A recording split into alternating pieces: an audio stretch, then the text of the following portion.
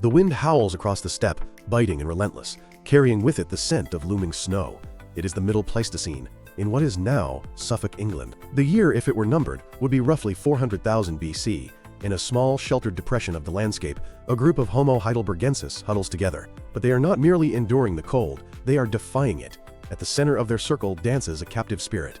It is a fire, fed by carefully selected pine branches, crackling with a warmth that separates life from death, culture from nature. This is not a scene of accidental scavenging from a lightning strike. This is pyrotechnology. For decades, the story of early human fire use was simple. We found it, we used it, eventually we learned to make it. But recent archaeological breakthroughs in Europe have shattered this primitive narrative, revealing a far more complex reality.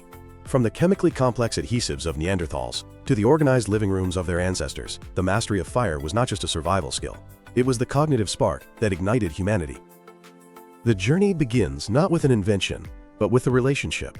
Fire is a fickle beast. It consumes, it spreads, and it dies. For early hominins migrating out of the warmth of Africa into the seasonal brutality of Europe, fire was not a luxury. It was an existential necessity. Archaeologists have long fought over a single question. When did we stop using fire and start controlling it?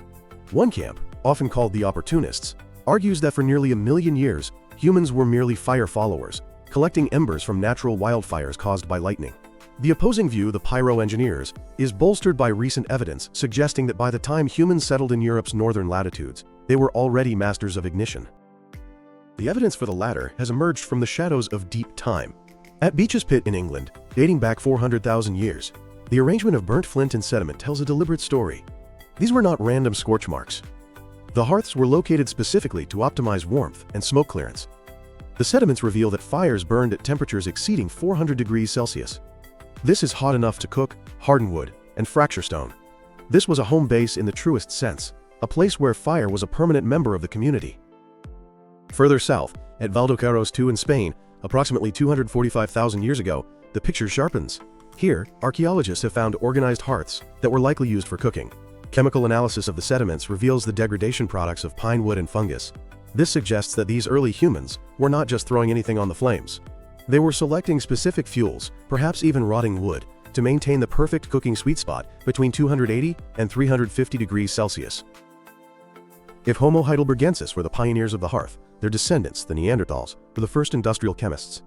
This claim might seem bold for a species long dismissed as brutish, but the evidence lies in a sticky, black substance found on their tools known as birch bark pitch. Birch bark pitch is the world's oldest synthetic material. It does not exist in nature. To create it, one must transform the white, papery bark of the birch tree into a black, sticky adhesive through a process called dry distillation. This involves heating the bark to about 340 degrees Celsius in an oxygen-free environment. If oxygen gets in, the bark simply burns to ash. If the temperature is too low, nothing happens. For years, scientists believed this required complex underground ovens and ceramic containers, technology Neanderthals supposedly lacked. However, recent experimental archaeology has shown that Neanderthals could achieve this with ingenious simplicity. By burying tight rolls of birch bark under a mound of hot embers and ash, Neanderthals could create the necessary anoxic environment. Simpler methods involve letting the pitch condense on stones.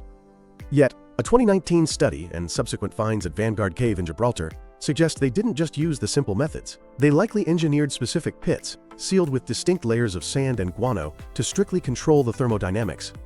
This implies a level of forward planning and understanding of material properties that rivals modern craftsmanship. They were not just cooking, they were engineering materials to create complex multi-part tools, such as hafting stone points to wooden shafts that were durable and lethal. In the 1990s, a coal mine in Schöningen, Germany, yielded a discovery that stunned the world. 8 perfectly preserved wooden spears, dated to roughly 300,000 years ago. Balanced like modern javelins, they shattered the image of early humans as scavengers. They were top-tier predators hunting wild horses. But were they fire-hardened? It has long been assumed that early humans charred the tips of their spears to make them harder. However, modern experiments have challenged this. While charring increases hardness slightly, it makes the wood significantly more brittle and prone to snapping. The true genius of Schöningen was likely fire shaping. The spruce wood used for the spears is incredibly hard to work with stone tools. By heating the wood over a fire, the resin softens and the cellulose structure relaxes, allowing the woodworker to straighten the shaft and carve the tip with greater precision. Once cooled, the wood retains its new shape. The fire wasn't just for hardening, it was a lathe, a sandpaper, and a vise all in one. The impact of fire extended far beyond tools and diet. It fundamentally rewired the human experience. Before fire, the human day ended with the sun. The night was the domain of predators like cave lions and hyenas. With the hearth, humans colonized the night. Firelight emits a spectrum that affects melatonin production, potentially altering sleep cycles. This extended day created a new niche, the social night. Anthropologist Polly Wiesner has studied the conversations of modern hunter-gatherers. By day, talk is functional, revolving around food, travel, and trade. By night, around the fire, talk shifts to singing, dancing, and storytelling. It is here, in the flickering light, that culture, mythology, and social bonds are forged. This links to the cooking hypothesis, championed by Richard Wrangham, which suggests that cooking food allowed our guts to shrink and our brains to grow.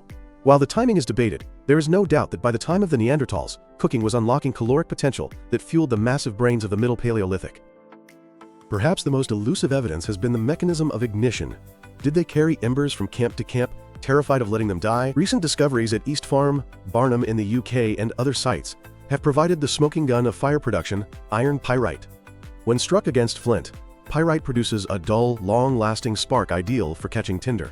Archaeologists have found nodules of pyrite with distinctive strike marks alongside bifacial tools. This confirms that by 400,000 years ago, humans were not slaves to nature's lightning. They carried the potential for fire in their pockets. They had liberated themselves from the environment.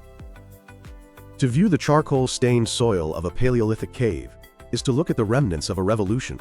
Pyrotechnology was the first time a species on Earth took a force of nature and bent it to their will. It gave us the warmth to conquer the Ice Age, the chemistry to build complex tools, the nutrition to fuel our expanding minds, and the safety to dream in the dark. We are the children of that flame.